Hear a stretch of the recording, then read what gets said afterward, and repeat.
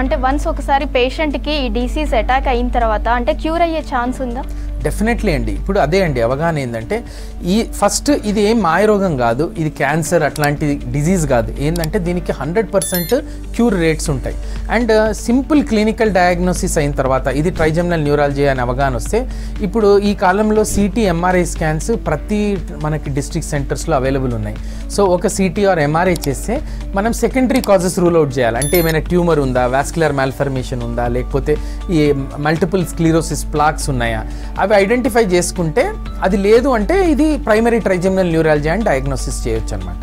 ఒకవేళ secondary trigeminal neurology అంటే tumours అవన్నీ ఉంటే వాటికి ట్రీట్మెంట్ చేయాలి. అంటే ట్యూమర్ సర్జరీ చేసి తీయడమో, లేకపోతే చిన్న ట్యూమర్ సైజ్ ఉంటే లెస్ దాన్ 3 సెంటీమీటర్స్ ఉంటే రేడియో సర్జరీ పద్ధతి ద్వారా వితౌట్ సర్జరీ దాన్ని చంపేయడమో, లేదు ఆర్టీరియోవీనస్ మాల్ఫర్మేషన్స్ ఉంటే దాన్ని ఎంబలైజ్ చేసి బ్లాక్ చేయడమో, ఇవన్నీ ట్రీట్మెంట్స్ ఉంటాయి.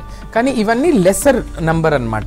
సెకండరీ ట్రైజెమినల్ న్యూరాలజీ అనేది చాలా తక్కువ, 10 to 15% ఉంటాయి. 85% ప్రైమరీ ట్రైజెమినల్ న్యూరాలజీ.